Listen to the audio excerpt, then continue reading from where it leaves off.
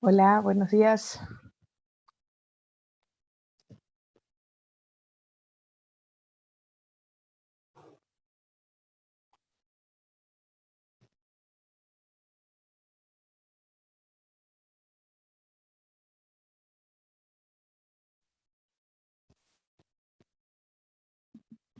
Buenas, Hola, ¿qué tal? Cristina. hola, Hola, ¿qué tal? Muchísimas buenas. gracias por acompañarnos hoy.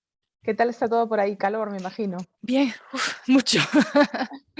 Ya empezamos ya el verano y Sevilla la verdad que suele ser bastante caluroso, o sea que ¿Ah, ya sí? empezamos. Sevilla sí, aquí llegamos 40 y tanto, ¿Qué? 45, 47. Sí, sí, en verano sí. Entonces la gente sin aire se muere, literalmente. Bueno, lo pasamos un poco mal si tienes, si no tienes aire, sí. Pero Wow. sí, sí, en verano, agosto han llegado a ver 47, 48. Bastante calor, vamos. Ahora mismo estamos bien, no hemos llegado, tenemos que estar cerca de 30 o así. O sea que dentro de lo que cabe, estamos bastante bien, Ay, qué barbaridad. pero sí es Bueno, bastante caluroso. ay, señor. Bueno, Bueno, me estaba comentando Diógenes Rosales que te ajá, conoce. ujú. Sí, él ha estado dando el curso de lógica por 50 años en mi universidad, sí. Ah, Sí, sí, bien, sí, sí. bien. Sí, lo Sí, yo conocen muchas. Sí, cuenta, perdona. lo conozco por Ángel, por Por Ángel Ángel sobre todo también. Nepomuceno. Sí, sí. Sí, lo máximo. Ujú. Excelente. Bueno, yo creo que empezamos en unos 5 minutos, ¿no? Para darle tiempo Ujú. a la gente a entrar. Vale, Y sin problema. bueno, Hola, buenas tardes, Hola, bueno, buenos Cristina. días para vosotros. Sí, ¿qué tal? Buenos días. Si no recuerdo, en la Universidad de Salamanca, pero hace ya muchos años, en 2011 me parece, o no sé, en esos. Ah, sí, es Pues, verdad. Es después posible, del sí, año también. pasado coordinamos con Jesús Jasso para el Día Mundial de Sí, la el Lógica. Día Mundial de la Lógica, sí, Claro, sí, sí. sí, Y discúlpame, qué gusto sí. de verte. Por Encantada, cierto. igualmente. En Salamanca 2011, sí, yo estaría haciendo mi tesis doctoral en aquella Ah, época, debe sí, ser. sí, Sí, sí, sí, ahí es lo posible. conocí a Ángel, a Begoña, Ujú, muchos otros más. sí, sí, Sí, es. mm, pues sí. Sigan, por favor. sí, Y, estamos. y- Diógenes, ¿qué tal? ¿Cómo ¿Cómo estás? estás? Pues Buenos días. qué gusto, qué gusto. Una vez más te reitero realmente una buena labor, una buena acción de esto de lógica. Yo creo No, es gracias. excelente, excelente, Gracias, excelente. Diógenes, por acompañarnos y darle realce y nivel a Ay, estas jornadas. qué ocurrencia, Este, por favor. sí, claro, claro que sí. Y bueno, no le decía a Cristina que mejor esperamos a unos minutos, ¿no? Ujú, Después de las 12, sí, sí. y porque hay Falta gente un que sale minuto. de una cosa y entra otra, y luego eh, empezamos con la conferencia. La modalidad normalmente, Cristina, es primero habla la persona invitada y después Ujú, las preguntas. Si te parece bien, procedemos vale, así. sí, Genial, perfecto. Sí, sin problema. estupendo, Vale, estupendo. me habías dicho en torno a una hora más o menos, ¿no? O así. Sí, sí, Vale, puede ser un poco menos, o si ujú, necesitas más, tampoco hay problema, pero por ahí, ¿no? vale, vale. Sí, sí, Ujú. intentaré controlarme un poco el tiempo, más o menos. Vale. Buenas tardes. Hola, buenas tardes a todos. Qué lindo que haya gente del doctorado de Salamanca, la Universidad de Salamanca, genial, Mm, sí. sí, Que es sí. además un programa muy fuerte en lógica, y hay gente como María Manzano, Sí, entre yo, otros. yo estoy, llevo ya 2 años dando clase también en el doctorado de Ah, Salamanca. sí, Sí, sí. genial, genial. Yo he retomado la asignatura que tenía Ángel Nepomuceno. Ah, Ahora qué la estoy bien. dando yo. Ah, Sí, muy sí. bien. Y todo es presencial ahora. Las clases sí son presenciales. Bueno, son 2 semanas presenciales y las asignaturas y después ya son online. Vamos, el resto de clases son online. Pero sí son 2 semanas el primer cuatrimestre y 2 semanas el segundo cuatrimestre. Este año ha sido en Valladolid. Hemos estado ya presencial. Porque el año pasado sí fue online. El año pasado iba a ser en Salamanca, pero al final fue online. O sea que sí. Claro. Hola Sandro, ¿qué tal? Está un colega nuestro también, Sandro Donofrio. Buenas. Bueno, como son las 12, entonces, si les parece, ya empezamos. Como quieras. Empezamos, sí, ¿verdad? Sí, Y que como vayan quieras. entrando. Sí, tenemos ya como 22 personas, así que empezamos. Tengo el gusto de presentarles a Cristina Varés. Esta tarde nos acompaña Cristina, que es doctora en filosofía por la Universidad de Sevilla Ujú. y también ha hecho investigaciones con el CSIC de España. Ella se interesa en la teoría de la argumentación, en la lógica, en la filosofía de la medicina, en la filosofía del lenguaje. Y la conferencia que va a dar hoy para los jueves de lógica se llama Análisis lógico del conocimiento expresado en lenguas naturales. Bienvenida, Cristina, y muchas gracias por estar con nosotros hoy. Vas a necesitar compartir pantalla, me imagino. Sí, ahora lo compartes, sí, sí. Bueno, pues muchísimas gracias, Pamela, realmente por toda la organización y por la invitación.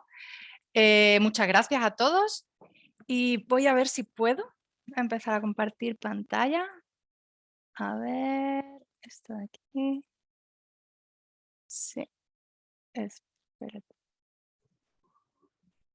¿Están viendo mi pantalla?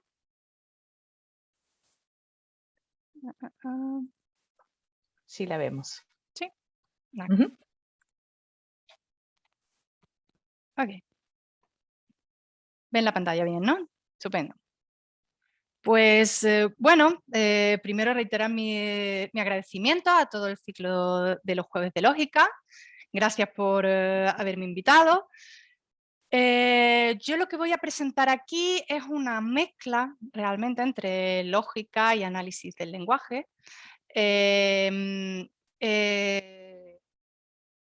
Os voy a dar, esto es más o menos el índice de lo que voy a hablar.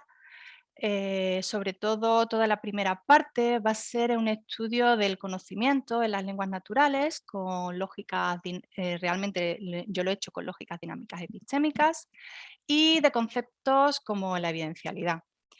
Después, toda la segunda parte va a ser una relación entre esas nociones evidenciales y lo que se llama miratividad, y sobre todo, pues, cuál es la referencia que tenemos o cuál es la importancia en este tipo de expresiones de las lenguas naturales, sobre todo relacionado con la inferencia, porque la inferencia tiene tanto que decir, o los estudios lógicos de la inferencia pueden llegar a ayudarnos a comprender cómo funciona, pues, esa transmisión del conocimiento. Y pues su relación que puede llegar a tener tanto la miratividad con lo que hemos llamado los evidenciales. En un principio, siempre vamos a, cuando hacemos un análisis del lenguaje natural, siempre nos vamos a encontrar pues, diferentes modalidades que encontramos en las lenguas naturales.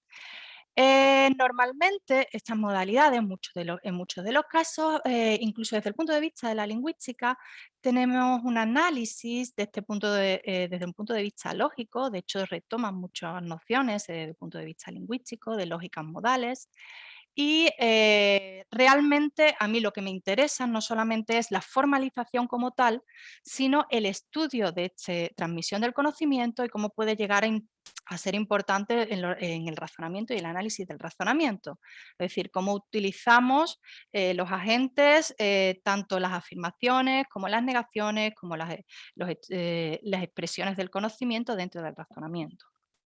Entonces, la finalidad que yo tengo es utilizar este análisis lógico también para mejorar un análisis de no solamente los diálogos reales, sino la argumentación real que hacemos sobre todo yo me dedico pues, a la parte de argumentación en medicina.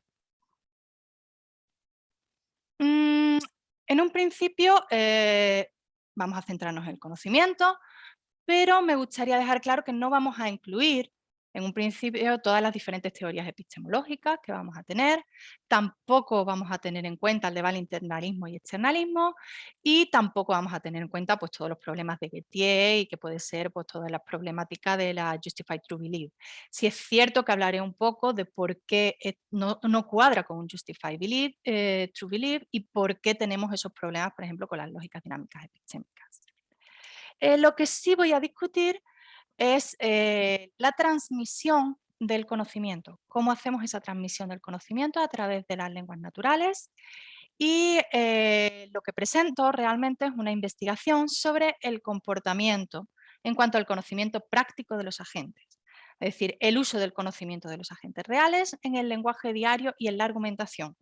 Y pues un paso posterior sería también el estudio de esas afirmaciones, negaciones y estudios en la argumentación científica. Entonces empiezo por el conocimiento, voy a explicar qué es lo que se considera evidencialidad, por qué hemos tenido todos esos problemas y lo que se considero como modalidad lingüística.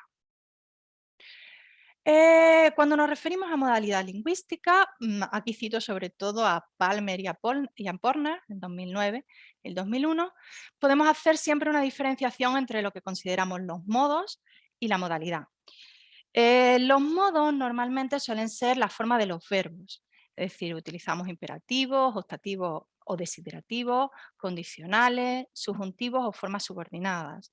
Y en cuanto a modalidad, es la expresión que más que frecuentemente utilizamos en lógicas modales, es cuando queremos hacer una expresión de obligación, de probabilidad o de posibilidad. Sin embargo, en muchísimas lenguas tenemos otras diferenciaciones, miles de diferenciaciones. Por ejemplo, vamos a tener pues, la conocida entre indicativos y subjuntivos. Vamos a tener también en otras lenguas la diferenciación entre realis y irrealis. El realis lo que hace es implicar situaciones actualizadas, que son o que han sido, mientras que el irrealis normalmente habla de posibilidades pensadas, conocidas o imaginadas. ¿Vale? Y también, por ejemplo, tenemos la diferenciación entre factual o no factual, que también tenemos muchas en bastantes lenguas.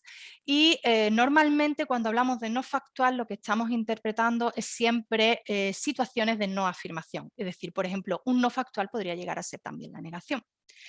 Una interrogación, un futuro, cualquier cosa que no fuera indicativo. Sin embargo, a pesar de todas estas diferenciaciones que tengamos, yo a la hora de estabilizar o de estudiar lo que es la modalidad en las lenguas a través de sobre todo modalidades epistémicas, voy a centrarme en tres aspectos. Es decir, la primera va a ser una modalidad susecuencial, más bien realmente es una estructura más bien basada en una estructura sintáctica.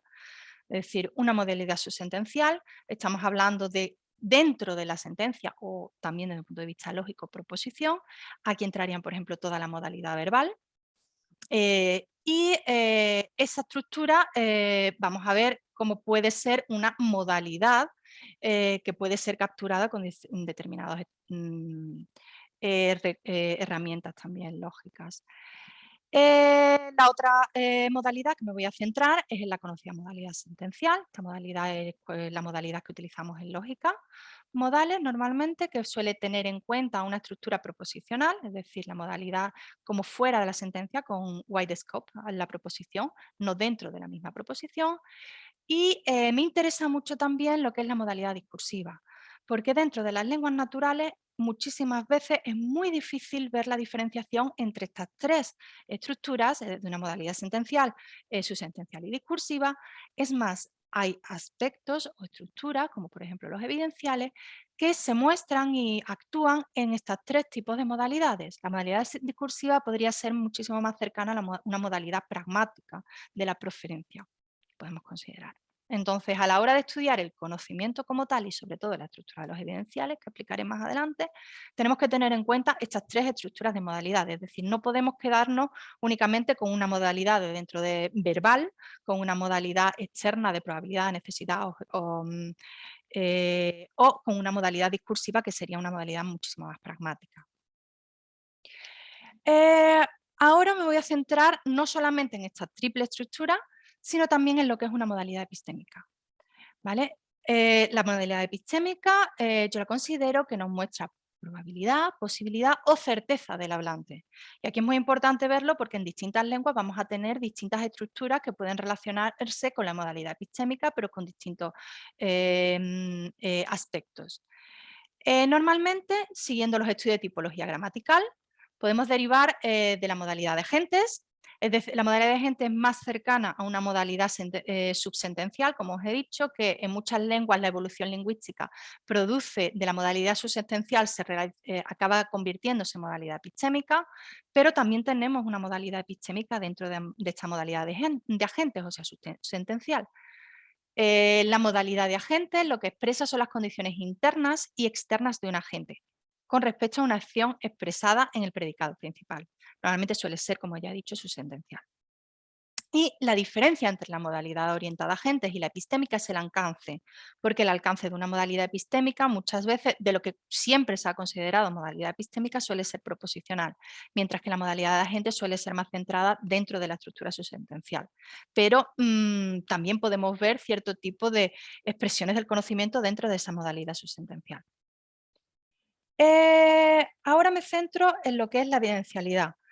A ver, normalmente hablamos de modalidad en las lenguas indoeuropeas que conocemos, hablamos siempre pues, de creencia y de conocimiento, yo sé, yo conozco, yo creo, pero hay otro tipo de estructuras que reflejan también el conocimiento y esta estructura que refleja el conocimiento se conoce como evidencialidad. Son los evidenciales en lenguas. Tenemos muchísimas lenguas que utilizan evidenciales, pero la característica principal es que su significado primario es la fuente de información, la fuente del conocimiento. Sabemos que algo que es algo, que podemos decir algo, sabemos algo porque lo hemos visto, oído, inferido o que alguien nos lo ha comunicado. ¿Vale? No hay duda sobre la verdad o falsedad de una proposición y si es afirmada con un evidencial directo es porque ha sido vista. Como os explicaré un poco más adelante, hay distintos tipos de evidenciales. Ahora mismo me estoy fijando únicamente en el evidencial directo. Es decir, no estamos hablando de posibilidades como tal, sino estamos hablando de la fuente de información. O sea, yo conozco porque lo he visto, porque lo he oído, porque lo he sentido directamente. Aquí os pongo ya ejemplos de lo que son los evidenciales en tariana. La tariana es una lengua arawak hablada en la región de Baupés del Amazonas. Los ejemplos son tomados directamente de Eichenwald, 2004. Y, por ejemplo, tenemos aquí José juega al fútbol, lo hemos visto. Esto es un evidencial visual. Es decir, no podemos afirmar José juega al fútbol con este tipo de evidencial si no lo hemos visto. Si alguien me lo ha contado, tendría que ser totalmente diferente.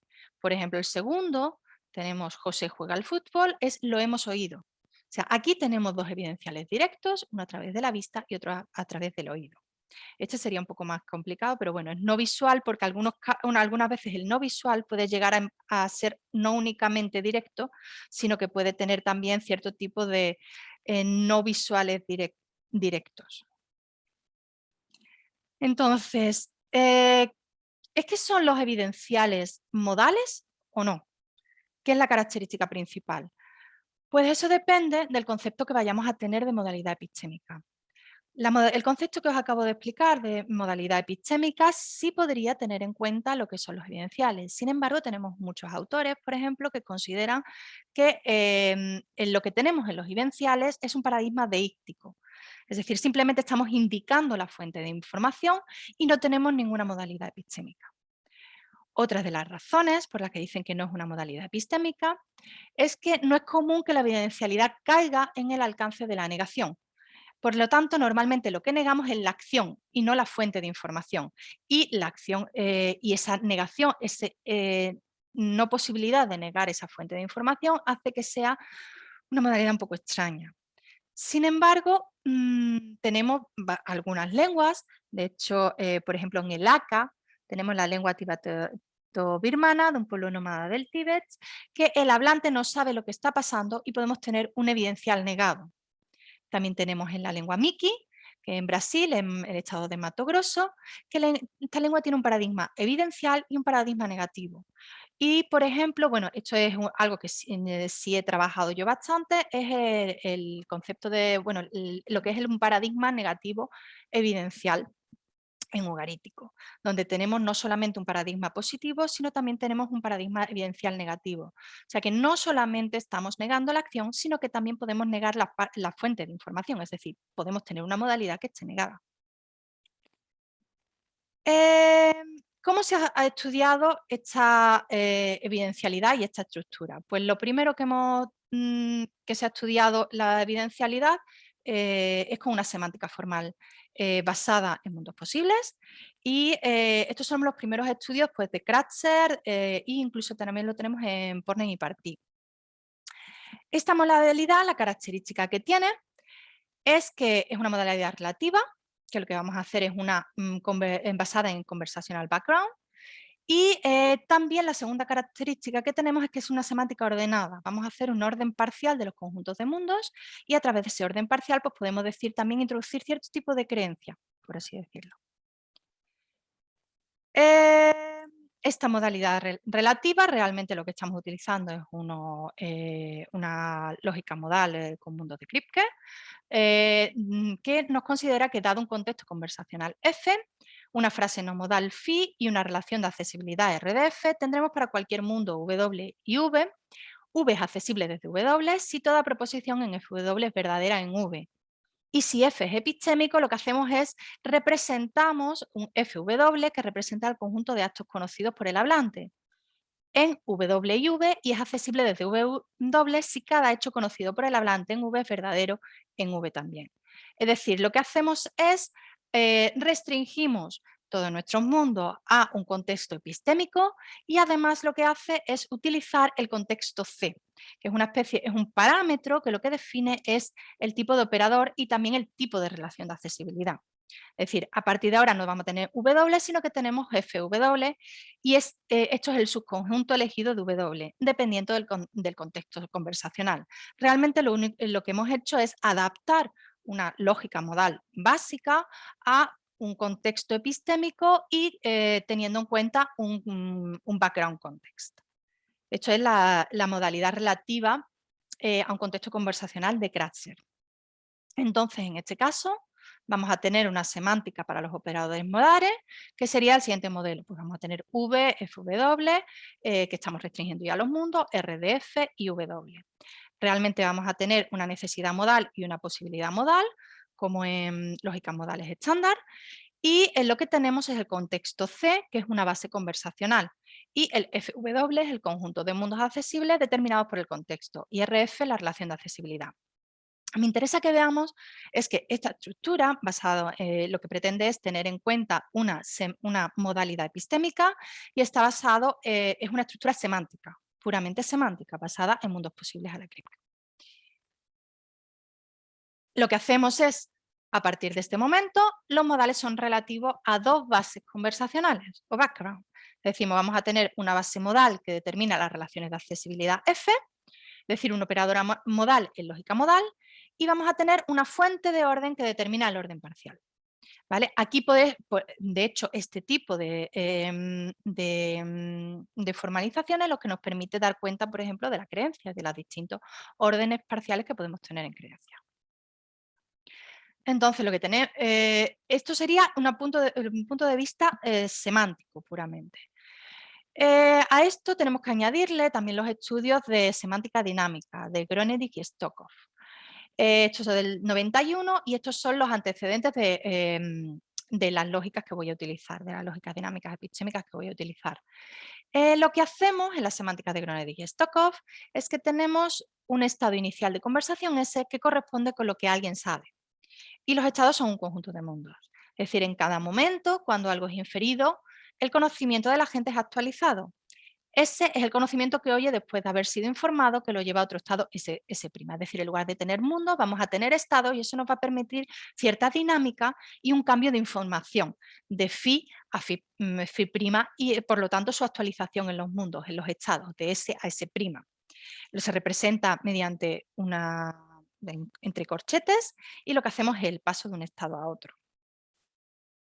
Aquí tenemos la semántica básica dinámica de Gronedik-Stokov, donde tenemos en la última parte, si os fijáis, lo que es el paso de un estado a otro. Es decir, aquí tenemos el beta, la posibilidad de beta para algún estado de información S. Podemos hacerlo también con box, con necesidad y con posibilidad. Estas son las dos semánticas básicas que se utilizan tanto en lógica como en lingüística para dar cuenta de las modalidades epistémicas, sobre todo, pero realmente estas dos estructuras tienen muchísimo, sirven para lo que es una modalidad epistémica indoeuropea, las modalidades de creencia e incluso conocimiento que tenemos. Ahora lo que os voy a explicar en el siguiente punto realmente es que esta modalidad o esta base modal que utilizamos con mundos posibles sirve también para lo que hemos llamado de evidencialidad, porque si os fijáis no estamos hablando de creencias, tiene una estructura diferente, tenemos las fuentes de información y no son exactamente una modalidad como la modalidad que tenemos en las lenguas indoeuropeas. Para ello, en un principio tenemos sobre todo la evidencialidad como modales epistémicos de Mathewson et al. Este es del 2007, es un estudio sobre la lengua Statismes de la Columbia Británica en Canadá y concretamente este estudio formal lo que hace es retoma la modalidad Lacratzer y lo utiliza para los evidenciales. El punto fundamental es que, según Mathewson, lo que podemos es, la modalidad en las lenguas naturales, podemos especificar o la posibilidad, que es lo que tenemos en las lenguas naturales indoeuropeas, o la evidencialidad, pero no podemos determinar los dos. Os explico el ejemplo un poco. El ejemplo de Mathewson del 2007 es, estamos en un contexto, eres un profesor, entras en la clase y ves un dibujo tuyo en la pizarra. Sabes que a Silvia le encanta dibujar. Entonces, la frase en Statismes diría, aparentemente ha sido Silvia quien lo dibujó. Sin embargo, solamente puedes decir eso si ves a Silvia detrás de la puerta. Aquí ya tenemos la estructura evidencial. Es decir, la fuente de la información tiene que ser que tú hayas visto a Silvia detrás de la puerta. Básicamente lo que estamos utilizando es un modal P que es verdadero con respecto a una base modal B en un mundo posible. Y los modales lo que hacemos es, con la formalización, es que podemos distinguir entre, al menos los epistémicos, eligen entre distinguir el grado de certeza y la fuente de información. Cuando tenemos los evidenciales, lo único que hacemos es determinar la fuente de información, pero no podemos determinar lo que es el grado de certeza o la creencia, si sería más fácil de explicarlo, y la fuente de información a la vez. Por eso los evidenciales se dedican a una fuente de información y el grado de certeza está más cercano a nuestras modalidades, en las lenguas indoeuropeas, por ejemplo, el español. La segunda formalización que se da de este tipo de estructuras evidenciales viene de la mano de Faller. Aquí ya no estamos en unas nociones semánticas de mundos posibles, sino que ahora lo que estamos intentando introducir es un operador ilocucionario. Si os fijáis aquí estamos teniendo en cuenta ya no solamente la estructura semántica, sino que también tenemos la importancia de la pragmática. De hecho, para Faller es bastante más pragmático que semántico el significado que podemos llegar a darle a los evidenciales. Aquí nos pone el ejemplo de para Xamí del quechua y la proposición sin evidencial sería está lloviendo, mientras que si le introducimos el evidencial mi es el hablante BP. ¿Vale? Aquí ya estamos teniendo en cuenta la estructura evidencial directo. Para Faller, ese mi del quechua lo que hace es codificar el valor de un evidencial y es el hablante que tiene la mejor fuente posible de información de su preferencia. Tiene un alto nivel de certeza asociado a las aseveraciones con o sin mi y este nivel de certeza es alcanzado por una condición de sinceridad de la fuerza ilocucionaria, de la aseveración que el hablante cree la proposición expresada. Es un operador ilocucionario que modifica las condiciones de sinceridad de un simple acto de habla, añadiendo una condición que el hablante tiene las mejores razones para realizar el acto de habla. Es decir, si en Mathison lo que teníamos era una estructura puramente semántica, aquí en Farer lo que vamos a tener es una estructura puramente pragmática. Y está muchísimo más cercano a una posibilidad. Si os fijáis, estamos introduciendo distintos grados del nivel de certeza, algo que para Mathison estaba únicamente en la parte de los modales epistémicos de las lenguas como las indoeuropeas y que no estaban dentro de lo que era la evidencialidad.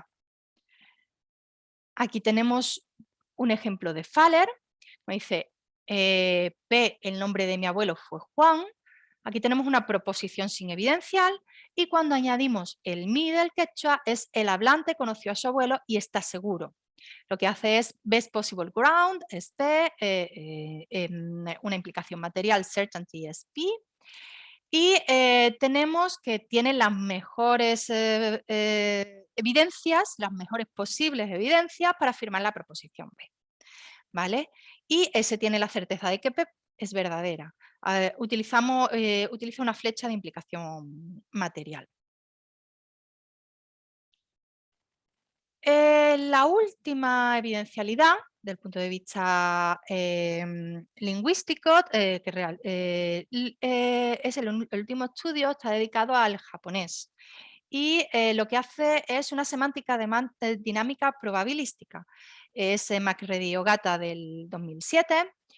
Y al contrario que Mathewson, considera que sí existe cierto tipo de probabilidad y introduce cierto tipo de dinámica que podíamos llegar a ver, por ejemplo, en unos estudios a la Faller. Para él, para tanto McReady y para Ogata, para los dos, no todo evidencial tiene un amplio alcance. Algunos están dentro de condicionales y negaciones, por ejemplo, en japonés. Considera que hay evidenciales inferidos que se comportan como operadores modales en japonés y nunca como una evidencia segura. Y lo que hacen es modelizar la evidencialidad con probabilidad y dinámica. Es decir, tenemos una dinámica similar a la que podíamos tener en los estudios de Gronedik y Stokov, y tenemos una probabilidad o posibilidad similar a lo que podíamos tener unas nociones de creencia a la Mathewson de las lenguas indoeuropeas, por ejemplo, o unas posibilidades que podríamos tenerlas a la Faller. Vamos a definir, ellos definen un lenguaje LE, bueno, con semántica probabilística, y tenemos aquí tres tipos diferentes de evidenciales. La evidencialidad E de phi significa que de acuerdo con el agente A hay una evidencia indexada por I y descrita por phi, donde tenemos los distintos tipos de evidencia que van a ser táctil, auditiva, interna sensitiva o visual.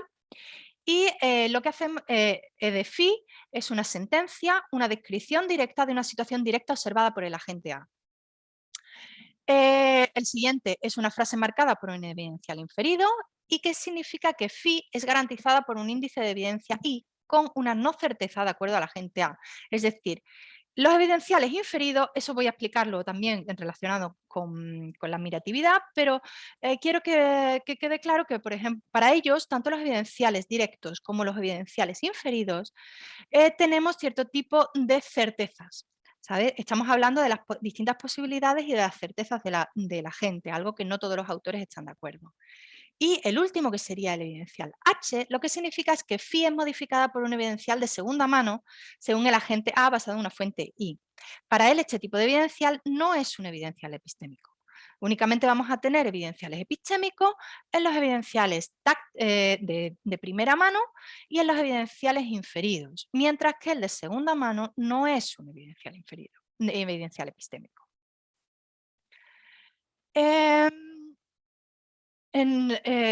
Lo que os voy a explicar ahora es un trabajo que llevo haciendo desde el 2013 y la última publicación la tenemos en el 2021 con Ángel Nepomuceno y Mathieu Fontaine. Y lo que hacemos es un estudio de la estructura de los evidenciales con lógica epistémica dinámica. Para ello, nos vamos a basar, vamos a retomar características de las distintas formalizaciones y lo vamos a adaptar teniendo en cuenta pues, las nociones de Kratzer, nociones de Gronedik, nociones de Mathewson, de Faller e incluso algunas nociones también de Macready o Gata. Sin embargo, no cuadra con ninguna de las tres formalizaciones de los evidenciales porque en un principio, para empezar, consideramos que los evidenciales no tienen cierto tipo de creencias, no tienen una graduación. Segundo, consideramos que los evidenciales están basados no únicamente en una pragmática, sino que también tienen su semántica, es decir, tenemos una modalidad semántica, tenemos una modalidad también epistémica pragmática y además no estamos hablando de ningún tipo de probabilidad. Y tenemos que tener en cuenta toda la estructura de transmisión de ese conocimiento. La sintaxis que utilizamos es una sintaxis simple para un lenguaje LK anuncios públicos. Tenemos un conjunto finito de agentes y un conjunto de átomos P. El lenguaje es el siguiente, bueno, es el estándar. Lo único que tenemos es el operador KA, que sería un operador modal, si estamos hablando en un sistema multimodal, y el EB, que sería un operador de modalidad de conocimiento distribuido, es decir, estamos hablando de que todo el mundo sabe en un grupo B, todo el mundo en el grupo B sabe que phi. Y el siguiente es el operador de anuncio público, que viene ya de Gronedik y Stokov, y aquí se utiliza como anuncio público epistémico para poder expresar esa transmisión del conocimiento en los evidenciales. Por lo tanto, el nuevo operador es el dinámico, que es anuncio público de phi-phi, también lo podemos escribir anuncio público de phi-psi, y lo que hacemos es que después del anuncio de una fórmula podemos obtener otra. Después del anuncio de phi obtenemos psi, o después de actualizar update phi tenemos psi. Lo que hacemos es un corte de los modelos, es decir, cuando no sabemos exactamente si phi o no phi y hacemos un anuncio público, podemos cortar ese modelo y podemos tener un anuncio que se sostenga después de ese anuncio público. Realmente el efecto de hacer este anuncio público de phi es la restricción de estado epistémico a todo estado factual donde phi se sostiene, y lo que hacemos es que anunciando phi podemos considerar una transformación del estado epistémico mediante un operador dinámico. Así lo que hacemos es introducir este operador en la semántica. Es decir, tenemos la semántica estándar y lo que introducimos es el operador EB y el operador dinámico, que lo que hace es cortar los modelos. Como vemos aquí, tenemos una estructura de corte donde cortamos los modelos y además de tener el operador de box de necesidad, vamos a tener también un operador de dual que va a ser el de posibilidad. De hecho, para nosotros es muchísimo más útil el operador posibilidad porque el operador de necesidad llegaríamos a una tautología y no podríamos definir exactamente, no tendría ningún sentido definir con una lógica dinámica epistémica los evidenciales. Así que hacemos una formalización para cada uno de los evidenciales, es decir, capturamos la estructura evidencial mediante un modelo SRDA-VP para agentes A y átomos P y con la semántica sintaxizada. Vamos a tener un evidencial directo, que sería KDA-phi, con un anuncio público diamante, y lo que tendríamos es KB-KA-phi, o en KDA-phi, el anuncio público en diamante de posibilidad, tendríamos EB-KA-phi, siendo A agentes y phi proposiciones. Es importante ver cómo a través de este anuncio público no vamos a tener el conocimiento de phi de todos los agentes, sino lo que vamos a tener es únicamente que el agente B va a conocer que el agente A sabe phi.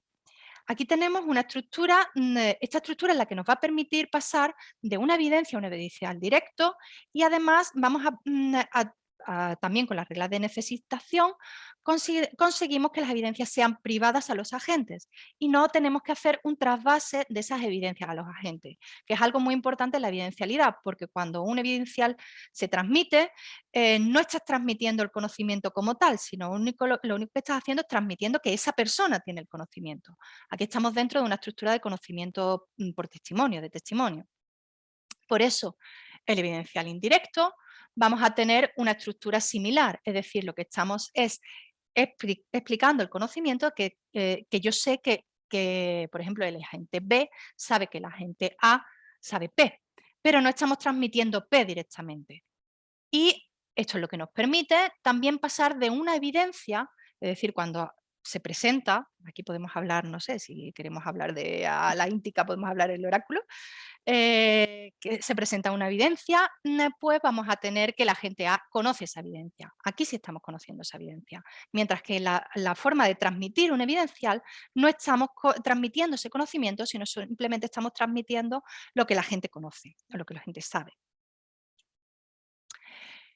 Esta regla es la que, bueno, la regla de cierre bajo la necesitación es la regla que nos permite tener esas, bueno, no voy a explicarla entera, pero lo que conseguimos con este cierre bajo la necesitación de X es que podemos tener evidencias particulares a los agentes.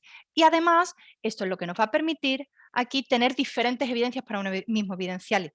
Normalmente lo que hacemos es un evidencial directo puede llegar a ser una evidencia según la estructura de cada una de las lenguas, pues pueden tener evidenciales visuales, evidenciales auditivos, evidenciales sensoriales. Entonces, esto lo que nos permite es que en el conjunto gamma podamos llegar a tener distintas evidencias. Es decir, nuestra definición de ese paso es que vamos a tener distintas premisas para un conocimiento directo. Es decir, vamos a tener dentro de nuestro conjunto gamma de fórmulas de las cuales se deriva phi sin necesitación, lo que tenemos es E sub 1, E sub 2 y E sub n, donde E sub 1, por ejemplo, E sub 1, E sub i puede llegar a ser una evidencia directa de la vista, E sub j representa el oído, y así todo miembro del conjunto gamma puede ser una fuente de información, ¿vale? Con la vista, con el oído, etc. Como he dicho, cada evidencial tendrá diferentes premisas que nos dan un conocimiento directo, varios miembros del conjunto gamma. Lo fundamental de nuestro estudio formal es que nos centramos en lo que hacemos no definimos la composición dinámica del significado, sino la dinámica del significado. Y lo que hacemos es que definimos la evidencialidad en términos de modalidad epistémica.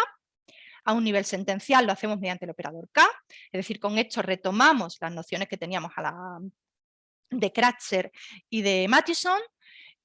A un nivel discursivo, que lo podemos hacer retomando nociones de Stokov y Gronedig y retomando también algunas nociones de Faller e incluso de Marrero y Ogata, lo que hacemos es un anuncio público, lo que hacemos actualizamos la información y lo más importante es que el significado no es únicamente un estado, sino lo que estamos haciendo, sino que el significado como tal tiene que tener en cuenta dos estados diferentes, es decir, un estado incoming y un outcoming.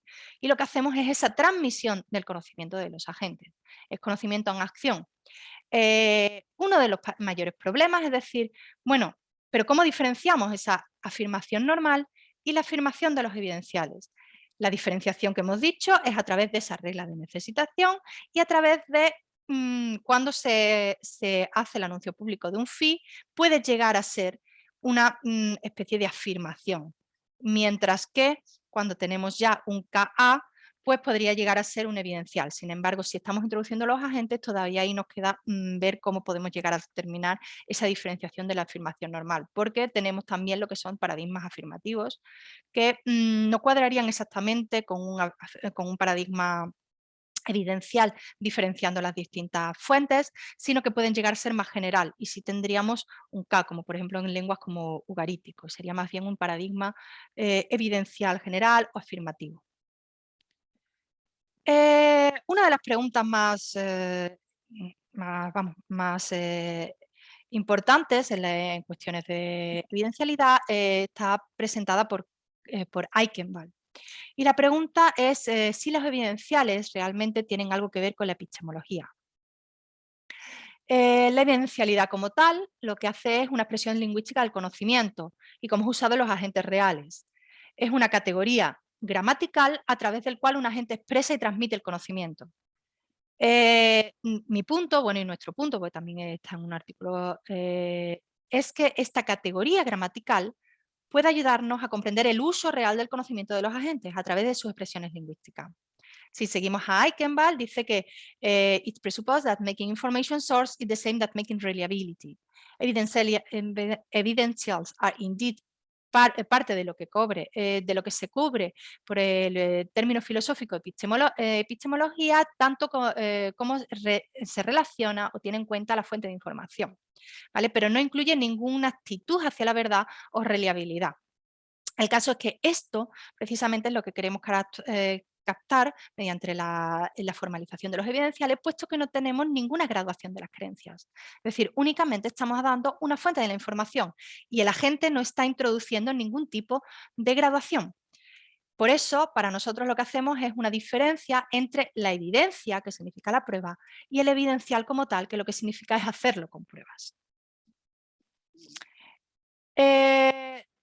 Eichenwald también lo que nos dice es que la visión de la evidencialidad como una forma de epistemología o modalidad epistémica, realmente lo que se basa es en un intento de reconciliar esas lenguas exóticas con la modalidad más conocida de las lenguas europeas.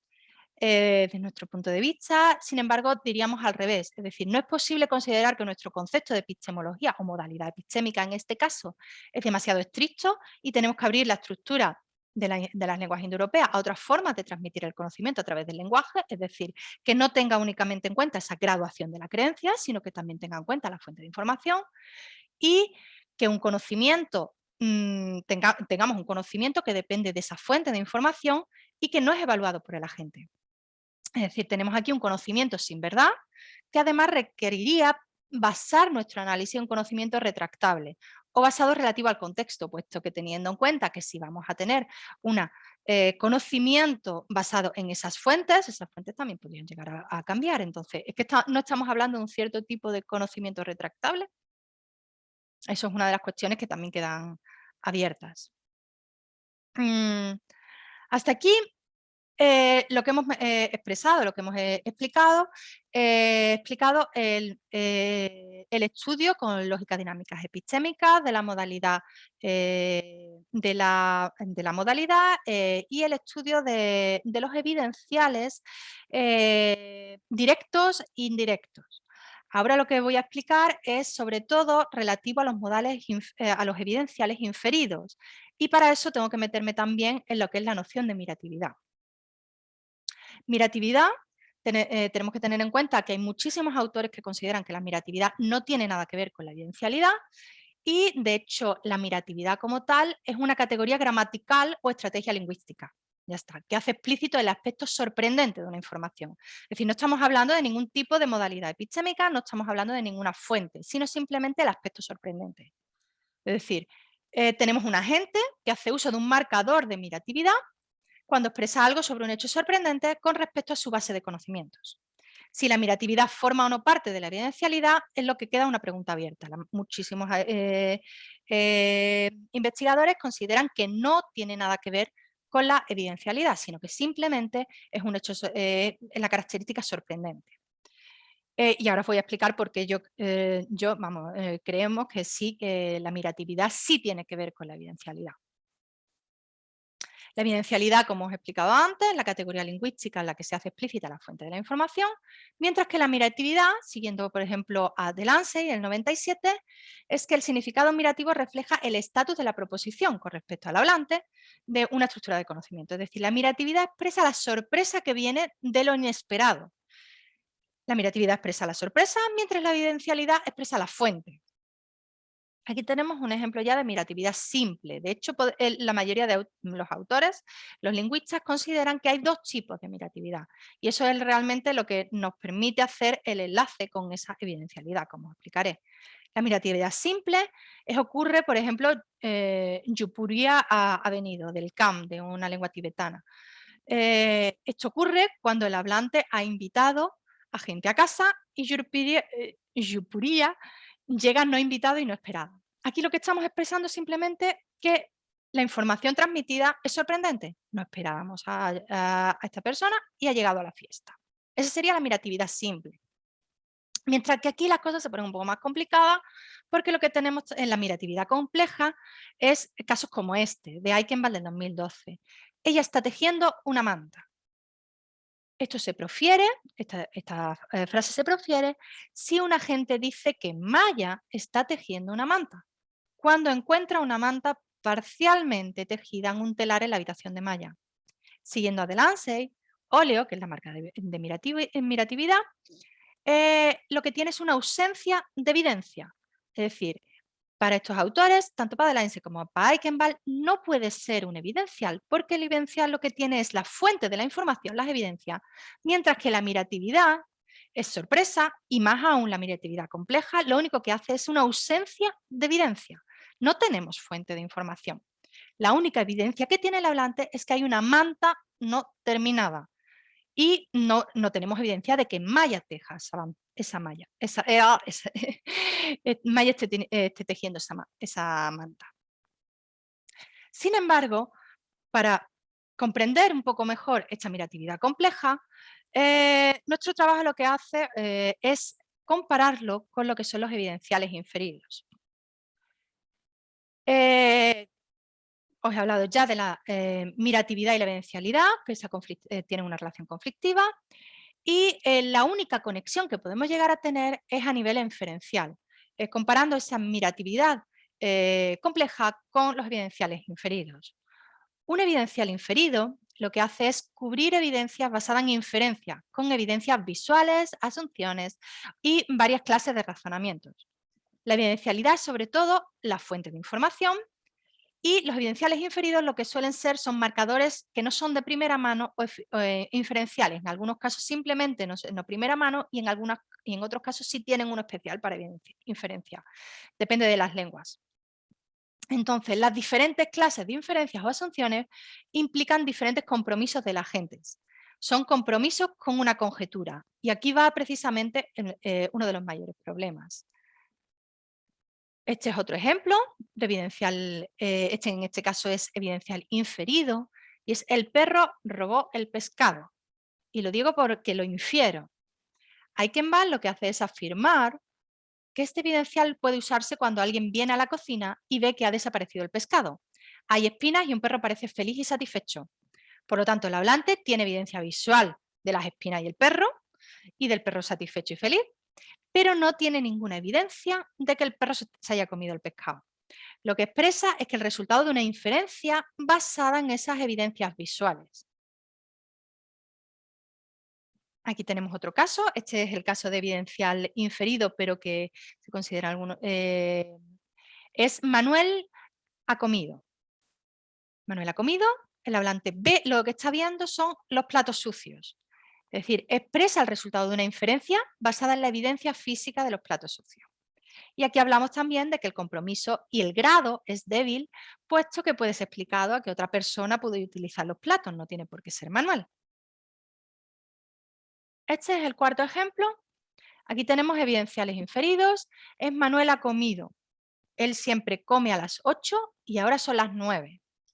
Aquí, según Eichenwald, esta inferencia está basada en un conocimiento general y normalmente habla de evidenciales asumidos. No hay evidencia directa de absolutamente nada.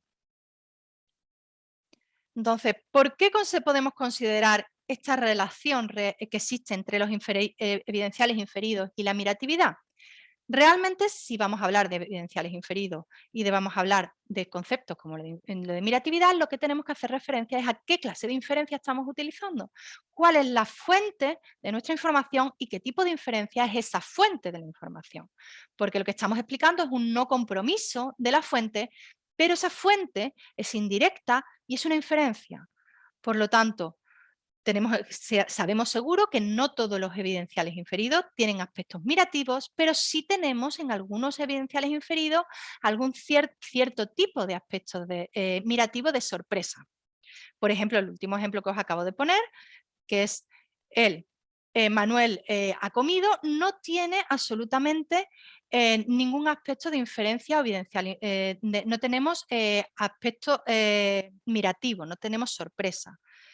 Desde mi punto de vista, precisamente esto se refiere al tipo de inferencia de este evidencial inferido. Realmente la sorpresa suelen ser construcciones mirativas y aparecen en distintas lenguas. Y la relación de esta mente no preparada o miratividad compleja tiene una estructura similar a los evidenciales inferidos solamente en algunos casos. Por lo tanto, tenemos que analizar estos casos. Normalmente, el típico ejemplo de una inferencia deductiva, vamos a tener inferencias deductivas basadas en el clásico ejemplo de un modus ponens, alfa entonces beta, tenemos alfa, por lo tanto podemos tener beta. Pero lo más importante para tener en cuenta estos distintos tipos de inferencias es llegar a una forma esquemática de lo que se llama inferencia abductiva. Es decir, si lo tenemos desde un punto de vista deductivo, podemos llegar a una forma esquemática del tipo siguiente, es decir, tenemos alfa, entonces beta, si tenemos beta, tenemos alfa. Si lo vemos desde un punto de vista de inferencia deductiva, lo que vamos a tener no es más que la falacia de afirmación al consecuente. Sin embargo, lo que sí tenemos en este caso es una inferencia muchísimo más compleja, que es una inferencia abductiva. Y precisamente esta inferencia abductiva lo que empieza es con una sorpresa. Aquí cito a Woods en 2013, lo que hace es, la sorpresa es entendida en términos de problema de ignorancia, que actúa como cognitivamente irritante y desencadena la respuesta cognitiva de un agente. Tenemos una pregunta Q y una proposición alfa, que sería su respuesta, y el agente no tiene alfa y tiene un problema de ignorancia. Vamos a tener tres actitudes posibles: el sometimiento, es decir, tenemos nuevo conocimiento, tenemos la rendición y tenemos la abducción. Y precisamente esta abducción lo que es una hipótesis para la nueva acción, pero una hipótesis que ha comenzado con la sorpresa y que además lo que tenemos es una transmisión, o como dice Woods, una inferencia preservando la ignorancia. Otra citación en la que podemos ver, bueno, la inferencia aductiva, sobre todo en los primeros estudios de la inferencia aductiva, y el nombre viene de Peirce, y en la carta, por ejemplo, que publican Bellucci y Pietarini en el 2013, carta de Peirce a Lady, de 2016, carta de Peirce a Lady Wilby, precisamente define esta abducción como el razonamiento de la sorpresa a la pregunta. Es decir, que en estas inferencias tenemos sorpresa. Por lo tanto, lo interesante es analizar estos inferenciales con la miratividad y ver qué tipo de inferencia estamos utilizando. Porque es posible que porque desde nuestro punto de vista, una miratividad compleja, realmente lo que estamos hablando es de una evidencialidad inferido, teniendo en cuenta que la inferencia es una abducción. Aquí no sé si me va a dar tiempo a explicar mucho esto, voy a ir un poco más rápido. Nos basamos sobre todo en el modelo Gabay-Woods de la abducción, y lo más importante es empezar por una sorpresa y que sobre todo los pasos 11, 10 y 11, bueno, el 8 lo que hace es proponemos una hipótesis, y si esta hipótesis funcionara, podemos llegar mediante un condicional subjuntivo, mediante una relación subjuntiva, a el hecho sorprendente que tenemos, a explicar lo que surge. No solamente es explicación, sino que hay algunos autores que consideran, bueno, yo considero también que no solamente es explicación, pero lo que estamos haciendo es, mediante esa hipótesis, vamos a utilizar esa hipótesis y vamos a razonar con esa hipótesis de forma que preservamos la ignorancia. Es decir, no estamos hablando de evidencias, sino estamos hablando de la ausencia de las evidencias. Pero esa inferencia como tal es una fuente del conocimiento, aunque es una fuente del conocimiento abductiva. El modelo Gabay-Woods lo que nos está aportando en el estudio de la miratividad es una herramienta para explicar la relación entre esa miratividad compleja y los evidenciales inferidos. la abducción como inferencia de la sorpresa a la hipótesis, y tenemos una miratividad compleja que parece una inferencia, una abductiva, y está desencadenada por una información sorprendente. La miratividad especifica la fuente de información, es decir, no podemos considerar que la miratividad únicamente es la sorpresa, sino que la miratividad compleja estamos especificando una fuente de información, es decir, una inferencia aductiva y que es indisociable de ese elemento sorprendente. Por lo tanto, mientras la miratividad simple se refiere a la sorpresa, la compleja se refiere a una inferencia aductiva como tal, es decir, hablamos de una conjetura como respuesta a esa sorpresa. Aquí volvemos a ver los ejemplos, es decir, tenemos la miratividad simple, que es Yupurira llegó, aquí no parece relacionada con ningún tipo de inferencia, el hablante solo expresa su sorpresa de un hecho no esperado, aquí no tenemos ningún tipo de evidencia y no podríamos relacionar este tipo de miratividad simple con una evidencial. Sin embargo, sí podemos hacerlo con una miratividad compleja. Para los autores, los estudios de la miratividad lo que hacen es consideran que la miratividad es una categoría lingüística separada, diferente a la evidencialidad. Es decir, tenemos razones porque son semánticas y su uso son ocurrencias diferentes. La relación sorprendente puede venir de cualquier fuente. ¿De acuerdo? En el caso de la miratividad simple, evidentemente tenemos únicamente la noción de sorpresa. Sin embargo, también hay otro argumento, que es el de Lance, que lo que hace es que se refleja el estatus de proposición con respecto al hablante. Y más concretamente, Waters lo que hace es que no habla de ningún tipo de fuente de información. Hay quien mal repite que la miratividad no trata con la evidencia, sino con la no evidencia. Sin embargo, esta no evidencia precisamente es una inferencia abductiva, porque la abducción trata con las no evidencias y preservando la ignorancia. De hecho, si hablamos que la miratividad es una subcategoría de la evidencialidad, tenemos que hay muchos casos de miratividad compleja con tonos sorprendentes que sí indican una fuente inferencial de información. Es decir, nosotros no consideramos que exista una línea tan clara entre lo que es un evidencial inferido y una miratividad compleja, porque casos como ella está tejiendo una manta, tenemos que la fuente de información es una inferencia abductiva y es imposible saber cuándo la sorpresa termina y empieza la inferencia. La fuente de información no es una percepción directa, sino una inferencia. Ella está tejiendo una manta, es la hipótesis inferida por una abducción desencadenada por un hecho sorprendente. No se puede separar la inferencia de la sorpresa. Por lo tanto, la miratividad compleja, al menos en ciertos casos, sí tenemos una inferencia y además estamos expresando una fuente de información. Es verdad que no tenemos evidencia directa, que lo que tenemos es un estado de ignorancia, pero ello no significa que no sea una fuente de información. Si la abducción es la fuente de información, no podemos disociarla de la sorpresa y así la miratividad compleja también tiene que ver con la fuente de información como el evidencial inferido. Aunque la miratividad concierne la falta de conocimiento, estamos indicando esa fuente de información. Este es un caso de evidencial inferido. El perro robó el pescado. Normalmente son usados para expresar una fuente indirecta de información, que viene de una inferencia. Sin embargo, en este caso, también tenemos una inferencia abductiva. No tenemos nada más que una hipótesis, porque lo único que hemos visto es que no está el pescado y que el perro está contento y feliz al lado, que tenemos las espinas. Realmente, mientras la miratividad compleja es una marca de inferencia abductiva, tenemos que los evidenciales inferidos tienen un aspecto de sorpresa, puesto que si tenemos una inferencia abductiva, la sorpresa ya está dentro de esa misma estructura de la inferencia y no podemos hacer una diferenciación clara entre miratividad compleja y evidenciales inferidos. Tenemos una estructura similar a la miratividad compleja, que había sido excluida de la evidencialidad, y la miratividad parece tener un componente sorprendente más explícito, pero los evidenciales inferidos también tienen ese componente que es indisociable de la inferencia. Por un lado, la miratividad tiene que ver con la fuente de información y por otro, los evidenciales inferidos o la inferencia inductiva tiene un componente de sorpresa. Por lo tanto, no podemos considerar que hay una separación tan clara entre miratividad y evidenciales. Estos dos casos, por ejemplo, los otros dos casos que os he presentado son evidenciales inferidos y Manuel ha comido, el hablante ve los platos sucios, ve los platos y conjetura la hipótesis. Es abductiva igualmente. Mientras que Manuel ha comido, siempre come a las 8 y son las 9. Aquí podemos tener dos tipos de inferencias, es decir, este es el asumido por Eichenwald.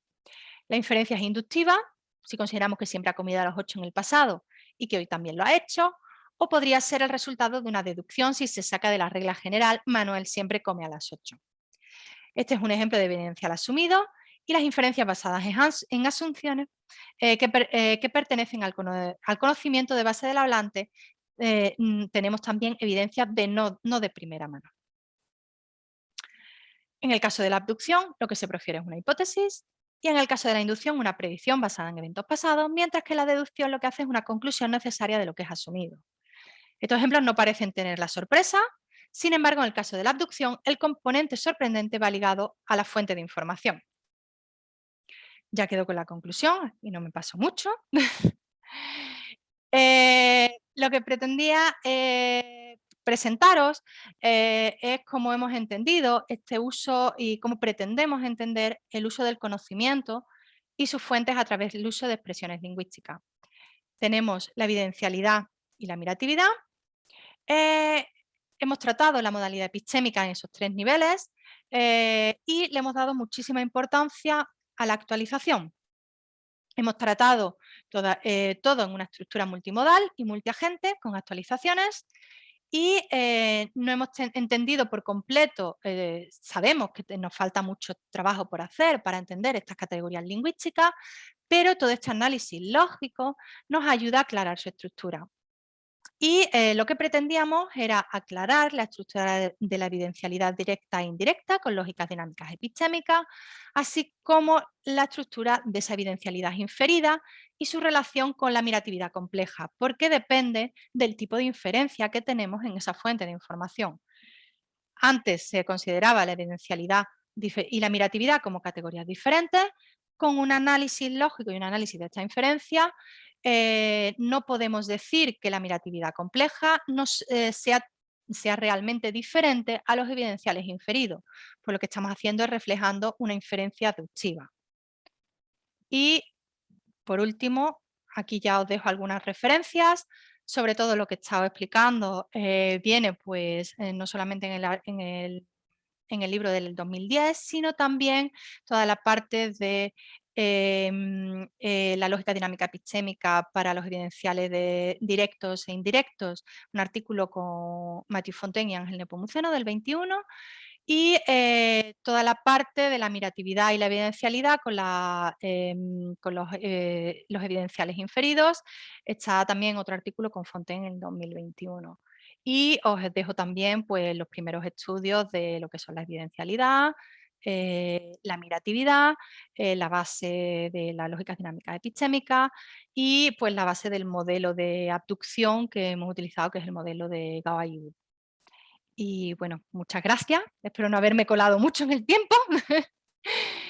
Y gracias por Excelente, escucharme. excelente. Gracias a las 8 y 2. Lo he conseguido. Sí, súper, súper. Un aplauso. Muchísimas gracias. Gracias Cristina, a todos. excelente. Bueno, damos paso entonces a las preguntas para Cristina. No sé si quién quiere empezar. ¿Alguna pregunta? Sí, Melissa, claro. Adelante. Hola, déjame Buenas, abrir Melissa. mi cámara para también que Cristina Uh-huh. no siente luego que está hablando solo. Yo creo que, a ver. ¿Qué de tiempo? ¿Cómo? ¿Qué tal? ¿Ahí se me ve y se me escucha? Sí, sí. Perfecto. Bueno, ahora no, ahora se ha cortado.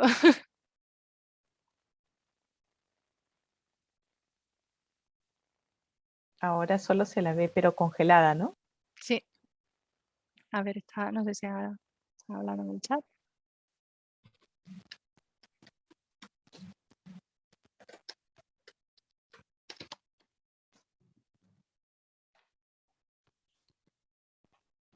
¿Ya me escuchan? Ahora sí. Ya saben, entonces esto de la red se me congeló. no lograba hacerlo funcionar. Bueno, antes que nada, Cristina, muchas gracias. De verdad, me encanta este tipo de trabajos, este tipo de modelos de formalización, porque creo que es muy valioso y, bueno, supongo que conoces este libro de Hendricks, en el que justamente menciona el contraste entre una aproximación formal y una aproximación que él llama mainstream de epistemología, y comparto esta idea de que se subestima, de que desde la aproximación mainstream es, bueno, y todos esos modelos y toda esa formalización no tiene nada que ver con la realidad, ¿no? Y desde la formalización, pues también hay prejuicios, hay, digamos, metodológicos que no permiten que este tipo de trabajos se aprecien tanto como creo que podrían ser apreciados por lo que contribuyen a clarificar fenómenos que, si bien son muy complicados, pues el poderlos organizar con estos modelos nos arroja luz de esas mismas complicaciones. Entonces, soy muy fan de este tipo de trabajo y está muy bonito. Entonces, el tipo de trabajo que ves así dices, claro, o sea, sí, es que eso era lo que había que hacer, agarrar la evidencia, ¿no? Y considerar cómo esa evidencia es algo que funciona con una herramienta que tenemos, que es la lógica modal epistémica, que nos permite etiquetar a la gente, o sea, que sean nociones, tratar nociones que son dependientes de cada agente epistémico. Entonces, muchas felicidades, muchas gracias, estuvo increíble, me encantó. Gracias. Y entonces en esta,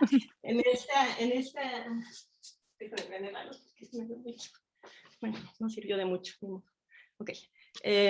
En esta misma idea, en este mismo sentido, tú mencionas algunas de las limitaciones, de las claras limitaciones que siempre surgen en estos proyectos, ¿no? Tú mencionaste en términos de verdad y confiabilidad. Siempre hay que hacer estas precisiones de, híjole, no es que vayamos a definir confiabilidad, no les vamos a resolver el problema de cómo determinar que un proceso es confiable a través de estos sistemas lógicos. Entonces no esperen eso de nosotros, porque no es lo que vamos a hacer. Pero siempre va a ser una expectativa y hay que ver cómo que tan lejos llegamos. Entonces, una cosa que te quería preguntar en términos de esa conciliación entre la epistemología formal y la mainstream es, no hablaste mucho como de los axiomas, algo pusiste ahí, pero o igual y no lo vi, en particular te quería preguntar de los axiomas 4 y 5, que son como el clásico de introspección positiva e introspección negativa, que son el clásico para fastidiar al epistemólogo formal, ¿no? Que si tenemos que es válido que de que alguien sepa P se sigue que sepa P, y que el hecho de que algo sea posible implica que se sepa que es posible ese algo, ¿no? Que siempre les da al epistemólogo mainstream, le da la comezón de la normatividad, o sea, me vas a exigir que haya conocimiento de doble orden, de segundo orden, para que haya conocimiento, es algo muy exigente, ¿no? Porque claro, ellos nunca van a renunciar a hablar de justificación y de confiabilidad. O sea, nosotros podemos decir, yo no me voy a meter en eso, pero entonces van a ser como, entonces no me sirve. Entonces te quería preguntar con respecto a esos dos, a los clásicos problemas con la introspección, tu modelo, ¿cómo responde? Sí, a ver, realmente no he tratado la introspección ni negativa ni positiva, porque tenemos realmente muchísimos problemas con eso. Todo el problema de la omnisciencia lógica está claro que funciona en este tipo de modelos, y aquí realmente lo que estamos modelizando es una Justified True Belief ¿sabes? Y con modelos de omnisciencia lógica. Ese es uno de los mayores problemas. Por eso yo hablaba que también este tipo de estructura nos está determinando o nos está indicando a través de este análisis de que realmente de lo que podemos estar hablando de un conocimiento retractable hasta cierto punto. Entonces nos estamos escapando de muchísimos de los axiomas que podemos llegar a tener en una epistemología formal.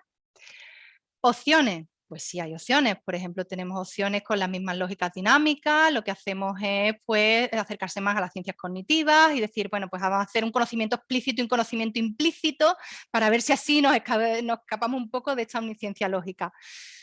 Sinceramente, sí, pueden servir, nos ayudan, pero yo no creo que por completo hayamos resuelto todo este tipo de problemas. Por supuesto que no. Vamos, creo que no. Sí, muchas gracias de nuevo. Yo sé porque me he visto en esa posición de no decir, no, Sí, bueno, sí. no vamos a resolver los grandes problemas Sí, sí. tan complejos. Entendemos que eso no se captura tan fácil con un sistema formal, ¿no? Pero sí podemos dar, como tú dices, tenemos opciones, podemos avanzar y aunque no podamos resolver el problema más grande de la omnisciencia o de los órdenes superiores y las exigencias normativas de la epistemología, de todas maneras estamos ayudando por lo menos a que se vea más claro este panorama. Sobre todo pues estamos viendo también los límites. De hecho, claro, los límites de la exacto. formalización es lo que te ayudan también a ver cómo funcionan las estructuras y te aclaran ese tipo de cosas. Totalmente. Y sí, es el camino del error. También vas viendo en dónde y eso Sí. es una contribución, y es una contribución que además también en la epistemología mainstream ocurre, ¿no? No solamente en la forma. Bueno, sí, pues, sí. Y nosotros no hemos tenido en cuenta eso. Gracias. Me encantó la plática. Súper. Gracias. Hay una pregunta de Hilberto Plazas en el chat que dice... Sí, la Chile, sí. Sí, allí la estás viendo, ¿no? ¿Es la evidencialidad una categoría semántico-pragmática o es intermedia entre ambas? Faller te diría que es una categoría pragmática, puramente pragmática. Mattison te diría que es una categoría puramente semántica. ¿Vale? Yo te diría que es una categoría que toca la semántica y la pragmática y no podemos pasar por encima ninguna de las dos. Es decir, tenemos una estructura semántica, epistémica y tenemos una estructura pragmática, porque no es nada si no tenemos esa transmisión del conocimiento y esa estructura pragmática de acto de habla. ¿Sabes? También toca esa estructura. De hecho, yo los estudios que he hecho teniendo en cuenta las tres estructuras, te diría también que ese tipo de evidencialidad o la evidencialidad o las afirmaciones en cierto tipo de lenguas, por ejemplo, el ugarítico, no solamente toca una categoría semántica y pragmática, sino toca, como os he estado diciendo, en las distintas, la diferenciación de las modalidades de las lenguas, sino también categoría subsentencial. Incluso no solamente una categoría semántica puramente proposicional de la semántica, sino dentro también estamos tocando cosas, es decir, toca toda toca la semántica y toca la pragmática. Yo no te podría decir que es únicamente pragmática o únicamente semántica, pero sí hay autores que te van a decir que es pragmática y hay autores que te van a decir que es semántica. Una cosa más, la semántica de la mentira proyecta lo que ocurre en el caso de la mentira. La mentira, lo que hacen, es muy curioso con los evidenciales, es que no mienten directamente en las lenguas en las que tienen obligación de decir un evidencial. Lo que hacen es que, por ejemplo, si es evidencial directo y no quieren decírtelo, utilizan uno indirecto. Es decir, yo te utilizo un evidencial más vago, tengo que utilizarlo, pero no te estoy mintiendo. O sea que la mentira habría que ver también y es realmente interesante para ver hasta qué punto, porque tú te estás comprometiendo con la fuente, no te estás comprometiendo con que tú sabes, con que el grado de certeza de esa fuente. No tenemos grado, simplemente esa fuente, es lo que te digo, vale, yo indirecto, muy bien.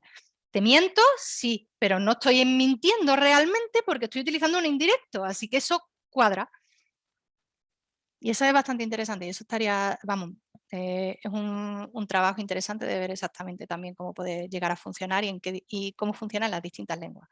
Yo conozco ese caso del evidencial en una lengua que es tiene evidenciales obligatorios. Sí. Súper. ¿Alguna pregunta más para nuestra expositora de hoy? Tenemos algo de tiempo, por si alguien quiere aprovechar para... ¿Yo puedo decir otra cosa? Claro, claro. Monopolizar, pero ya que lo ofrecen, pues venga.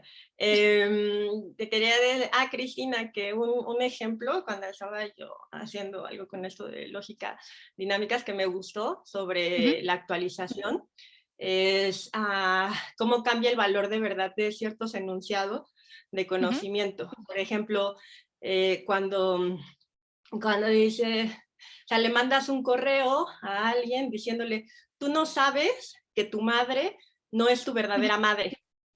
Entonces, el momento en el que la persona, antes de que la persona lea el correo, el enunciado es verdadero, porque la persona no sabe, ¿no?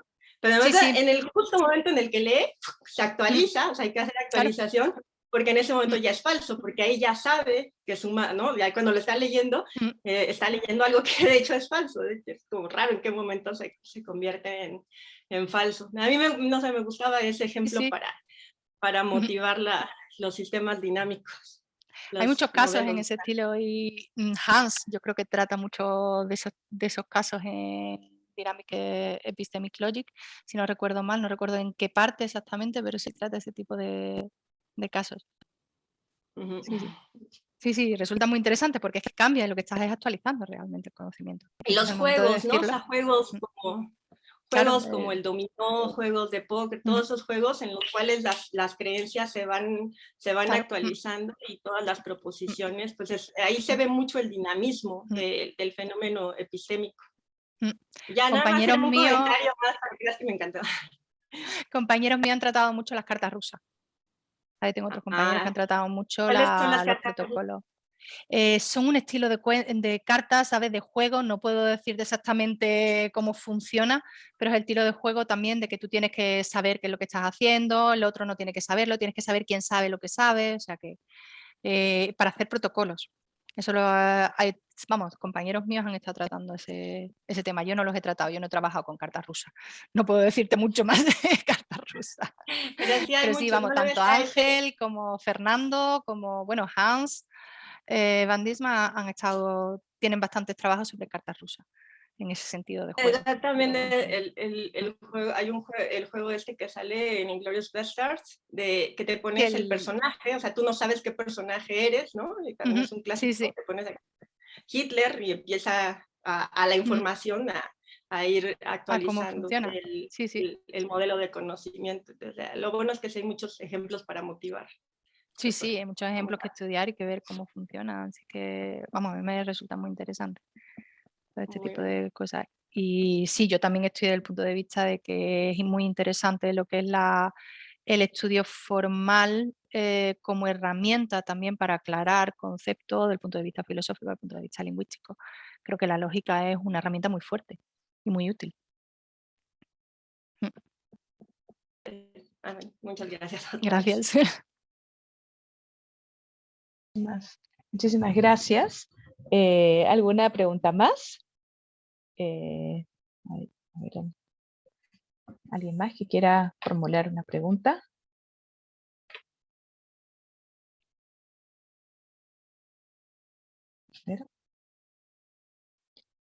Sí, tenemos otra pregunta en el chat. ¿Cómo fue tu experiencia cuando escribiste tu tesis sobre la relación de la lengua iberítica y la lógica? Pues la verdad que no fue fácil, porque un trabajo interdisciplinar siempre suele resultar difícil. Sobre todo porque, bueno, yo estaba en un centro, mi tesis es de filosofía, de lógica, pero también estaba en un centro de lenguas antiguas. Entonces, pues tenía director de la parte de ugarístico y director de la parte de lógica. Y pues el enlace, por así decirlo, era yo.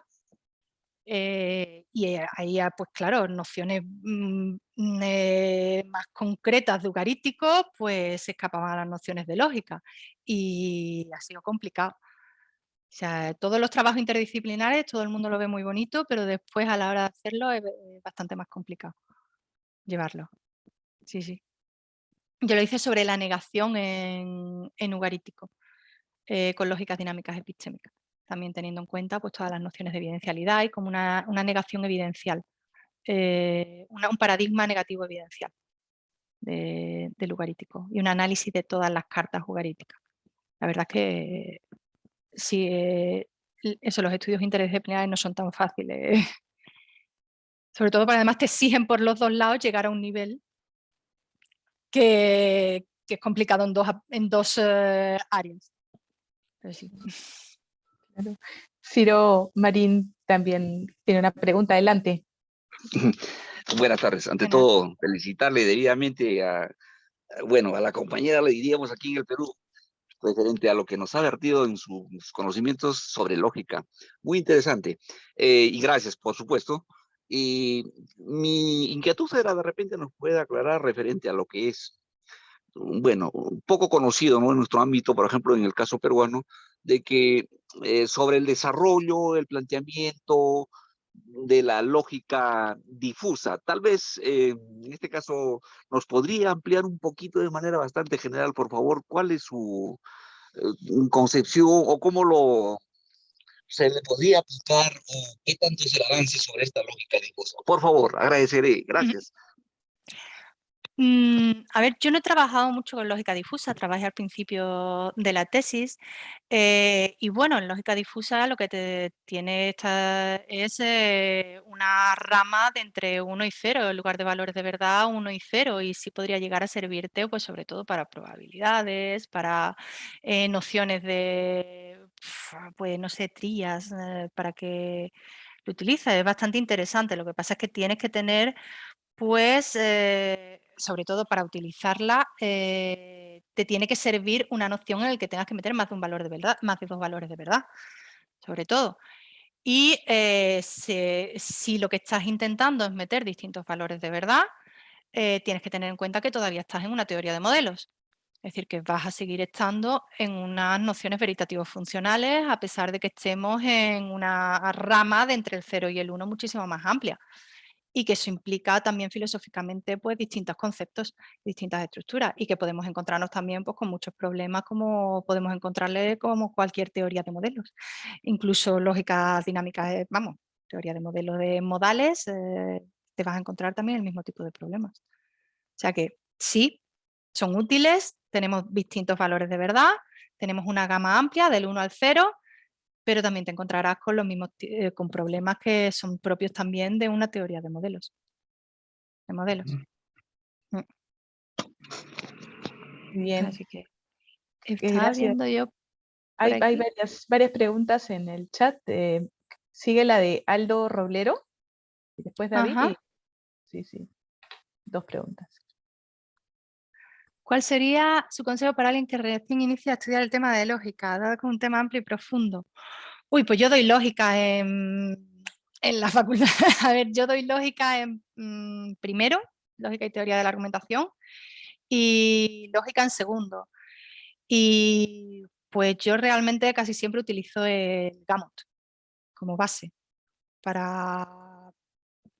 lógica y pues empezar desde el principio.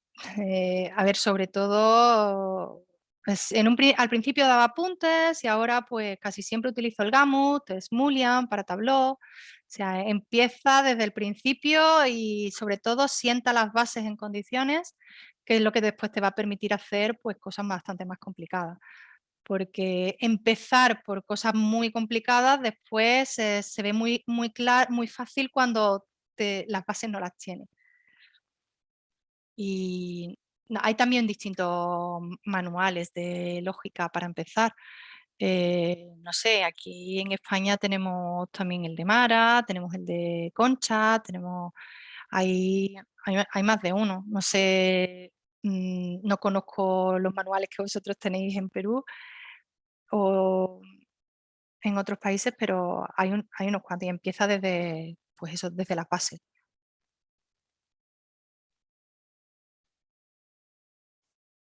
Muy bien. Y después está la pregunta de David. Ujú.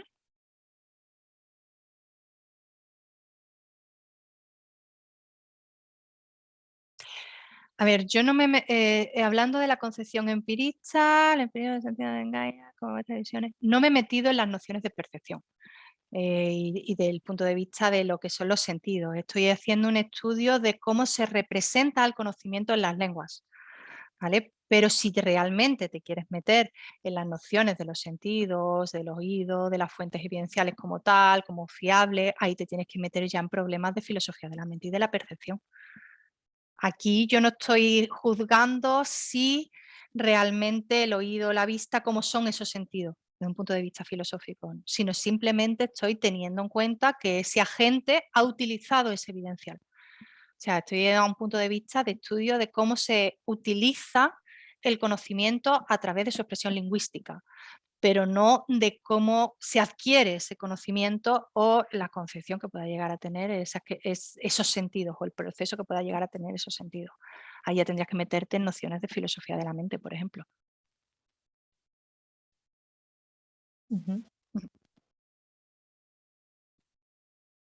Y ahí hay más, el comentario de Diego, la pregunta de Diego.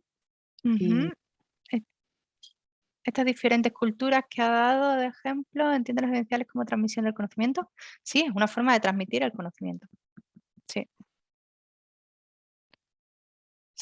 De hecho, evidenciales los encontramos en muchísimas lenguas. Las lenguas indoeuropeas, las lenguas, bueno, pues el inglés, francés, español, no tienen evidenciales. Y precisamente eso es lo que ha dificultado el estudio de los evidenciales, que se ha considerado como una evidencialidad como una modalidad epistémica de creencia, que es lo que teníamos nosotros. Y pues han necesitado muchísimos estudios para